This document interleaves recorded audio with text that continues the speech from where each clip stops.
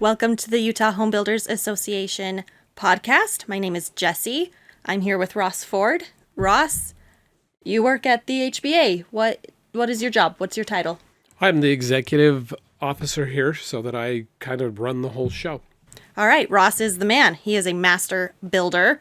I am a simple homeowner. I know nothing about building, so I'm excited to learn from Ross. Ross, you recently got to have a meeting with Governor Cox. Can you tell us about that meeting? I did. So it wasn't necessarily my meeting. I got invited. It's the Southern Utah Home Builders Association hosted the meeting. They invited the realtors, which was a super good idea because it's a really good team. Good synergy there between the realtors and the Home Builders Association.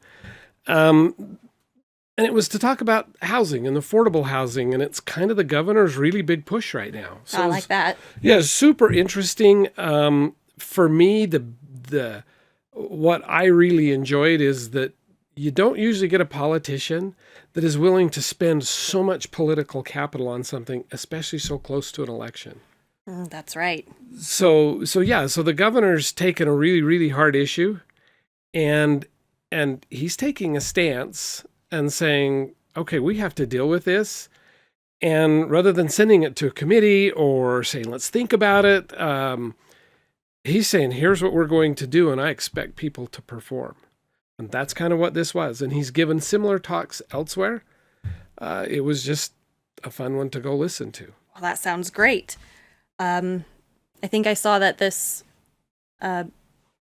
conference, I guess, was about housing and building different types of housing than what the state of Utah's currently been doing. Yeah, so something that the governor has noticed, and he's obviously been watching this for a number of years, is that we had a big crash 10, 15 years ago.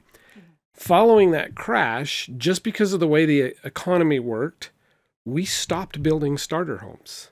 So for more than a decade, we haven't, and this isn't a Utah issue, this is national.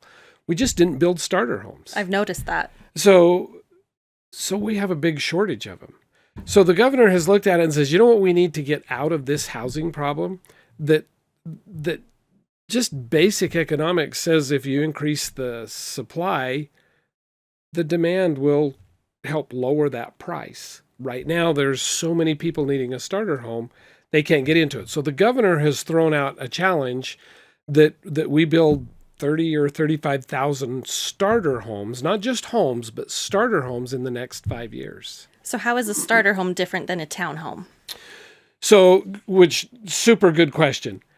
In my mind, a townhome right now, that is a starter home, right? That's what we do. That's what our young people do, is they get into that townhome. I think a townhome could be counted as a starter home, but he's looking for a single family detached, one that you sit on your own lot. You get your own yard. You don't share a wall with your neighbor, that it's a single family home. But in order to do it and have it be a starter home, it has to be similar to the size of a townhome. So it needs to be smaller than what we're building. It needs to be on a smaller lot, but still your own lot. And that's his challenge. It's like build some smaller homes, put them on smaller lots, build them differently than we've been building them. But let's hit a price that works, that people can get into. I'm a fan of starter homes. I started out, my first home was a starter home, and I thought it was great. What is his plan for making these starter homes more affordable so that people can get into one? So, good plan. So this year he worked with the legislature, which again is a fun thing for a governor to do. Sometimes there's a clash between those two branches of government. We don't see that with this governor. He is very collaborative with the legislature. And he got with them and said, this year through the legislative session, let's throw out some incentives, some things that bring people to the table and get them to voluntarily build different homes.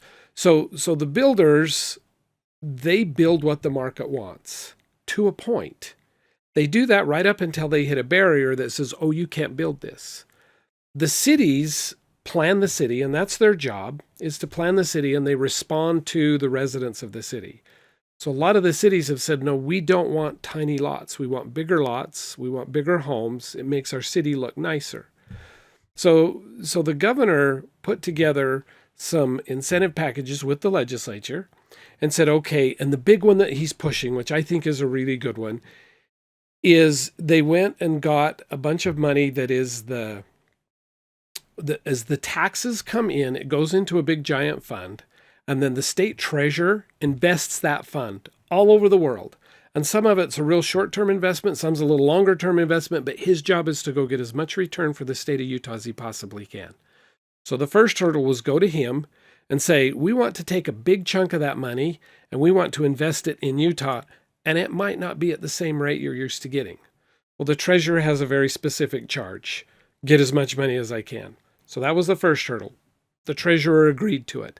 So he's taken a chunk of $300 million and set it aside and say, okay, if you will build homes in Utah, what we call the starter homes, and for Utah residents, then you will have access to a piece of this $300 million at a much lower interest rate. Oh, that's good. So, right. So this helps encourage the builder to go, okay, that will work for me. The builders really like it, but it's got strings attached to it. And this is something the builders absolutely hate and have fought forever, is we're going to put a deed restriction on it. And we don't like deed restrictions. We want to be able to build it and put it out into the market and let the market do with it what the market will. The problem is we need to say, no, this is going to be for somebody who's going to live in the home. And we need to keep it in that affordable range. So we can't say, okay, we're going to get this state-funded money, build a house, sell it to you as the first-time buyer, you live in it for 6 months, turn around and sell it at a higher rate and get this big windfall. We also don't want it to turn into rentals. We don't want some big giant corporation with a lot of money to come in and say, here, we're going to buy 1,000 of these homes up and turn them into rentals. We want them to be owner homes. So we put that in. The builders hate that. The cities were brought in and said, okay, what you're going to have to do is you're going to have to let us put them on smaller lots. The cities hate that. So everybody got something they didn't like. But everybody hopefully gets something that is the outcome that we all like, the community likes, that builds Utah to be stronger and better. So the governor's pushing it really hard and doing a good job. And it's interesting, again, especially in election year, for him to stand at a microphone and basically call everybody out in the room and say, hey, you know how you've been doing business? We want you to do it different. So That sounds great. Meeting. That sounds like a really fun meeting with a lot of fun compromises happening. What were the incentives? So the incentives are the lower interest rates. That's right. So that's the incentive to the builders. The incentives to the cities, I don't know, that's a good question. There are different bills out there that bring different money to the cities if they different options other than this big one that they're pushing. The biggest thing is it brings the community and keeps it alive. A city that doesn't have constant growth is slowly dying.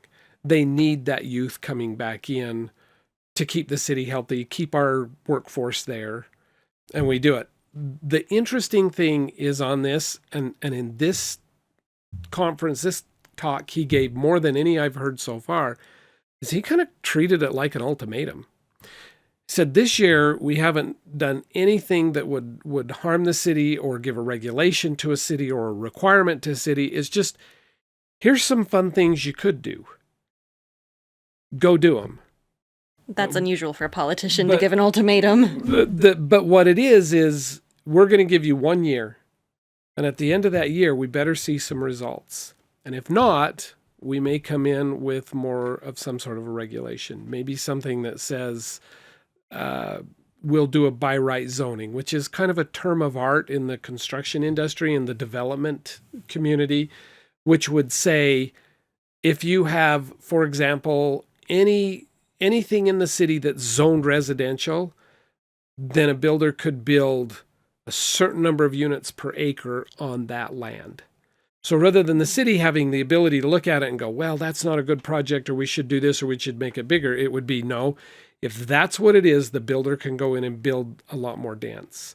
And of course, the cities don't like that because they're going to say, well, this part of the community, it makes a lot of sense to make it really dense. It's next to roads, or it's next to a rail station or whatever it may be. But over here, that doesn't make so much sense. So they want that ability to control their city. Well, and that brings me to a question is, do the cities have enough land to make this happen, to have zoned for residential, to add all these starter homes? Yeah, and fair question. Depends on the city. So some cities are getting pretty well built out in Utah. Some still have a ton of room. So it depends on the city. However, in all the cities, we have infill projects where there's a lot or two that has been left empty for years for a variety of reasons. Somebody bought it and thought, oh, I'll have my kids build there someday, or whatever it may be. Some have older homes on them that it just doesn't make sense to keep doing the repairs on the home. But if you have an older home, say you're in a community that for whatever reason had like 1 acre density. So they're saying every house we build, we want it to sit on 1 acre. And it made sense at the time. People had big families. They had big gardens. We don't do that anymore. I wish we did. I wish I had an acre. Well, and a lot of people do. But you know what's funny is a lot of the younger people, when we've surveyed them and looked at what they want, they don't. They want a really small lot. They don't want to spend their Saturday doing yard work. They want to go hike. They want to go ski. They want to go to their kids' soccer game. They don't want to do yard work. Some still want the big acre, and that's great. But some of these houses, if they're on an acre, it may make sense to go in and say, okay, this house isn't worth the repairs. Let's tear it down, and on this acre, let's put multiple houses. Let's put a shared driveway and do multiple houses. And that can happen in all of the cities. Some of the cities still have big, hundreds of acres at a time that they could go do a really big subdivision, but not all of them. The whole point is we have to all figure out, again, what he said, a new way to do business. It sounds like there's a lot of creative thinking ahead for builders and cities. Yeah, I think so. Yeah, lots of opportunity. We just have to figure it out. Sounds great. Sounds exciting. Good times. You also got to meet with the cities in southern Utah as well? We did. So it just so happened that the governor spoke one day. The following day, there's a meeting, and it hopefully happens monthly. And it's where the Home Builders Association and the builders get together in a collaborative meeting with representatives from the cities. Usually it's the building official, but it can be a city manager, a planning director, whoever, somebody to represent as many of the cities as possible. And we all just get together and say, here's the problem we're having, be it slow inspections or whatever it may be. And we put it all on the table, and everybody sits in the room and tries to sort out what the answer is. Well, of course, because this meeting came on the heels of the governor's speech, the whole discussion was, well, what do we do about affordable housing? How do we make this work? He's pretty serious. What are we going to do? So again, good meeting, fascinated me, because you've got two parties that work together, I think, reasonably well. They try and solve the same problem. A city needs to have the builders to build their city. Cities don't build cities, they just manage it. Builders, developers, those are the people who build the city. So we need a good, strong city so we have a community we can build in that can sell our product. The city needs us building a really good product so that they have a good, strong city. So it's a good synergy. The interesting thing in this meeting, and because of how it was brought together, the builders look at this problem and say, we can't build affordable housing because the cities place barriers that we just can't get past. That's interesting. The cities say, the reason we don't have any affordable housing is because the builders just won't build it. Oh. And each party sincerely believes what they're saying. Huh. And to get them to see each other's perspective is going to be the challenge. That's what's going to be hard. So a specific example, and one that fascinated me, was the idea of HOAs. So builders put together HOAs for communities because if they do, then the community owns the roads. The community owns everything within that HOA. And because they do that, they can make the roads a little narrower. They can do different things, and they can get more density. They can get more homes on a 10-acre piece if they create an HOA. And if they don't create an HOA, it prices those homes out so that the project doesn't pencil anymore. You can no longer sell the homes for the right price. So because the city won't let them build what they believe is a reasonable width road or whatever it may be, then the builder says, well, I have no choice. I have to build an HOA. It's the only way I can make this project work. The cities are saying, why on earth do builders keep building HOAs? It adds an additional cost. Each of them are looking at each other going, what are you saying? And so it'll be interesting to see how it turns out. The good thing about this is one of the city people there said, there's no reason we can't give you the same options you get in an HOA outside of an HOA. And let's stop putting in that place. Because remember, every time you do an HOA, it comes with an HOA fee. It does. So on top of whatever the other expenses are, because there's also a lot of paperwork that goes with it. You have to create it. It has to have bylaws. You have to have reserves built up. There's a lot that goes with it. So if you could remove that expense, but still build the same type of home, it could lower the price. Plus, whoever comes in doesn't have to add those dues to whatever the cost of their home is per month. That's fair. HOAs have been gaining popularity in recent years. Maybe the citizens want more HOAs. Maybe. I personally have not met a single person that says, I love my HOA. You could be right. And maybe in certain circumstances, and I guess in some communities, they do like the idea that there's an HOA in that there's somebody that comes and tends the yard. That it's like, okay, I don't have to do my front yard. And so there may be some value to that. And there may be forever a demand for a certain number of them. Yeah, maybe they need to do both, some HOAs and some non-HOAs. Exactly right. Let the market figure out. And the builders are genius at figuring out what the market wants because they put their whole treasure into it. And if they get it wrong, they go broke. So they survey and they find out what you might want. And if there's enough people that say, no, I would love a project it's not an HOA, I just want to buy my house and that's all I want to worry about, then they'll build that product. An option for everyone. Right.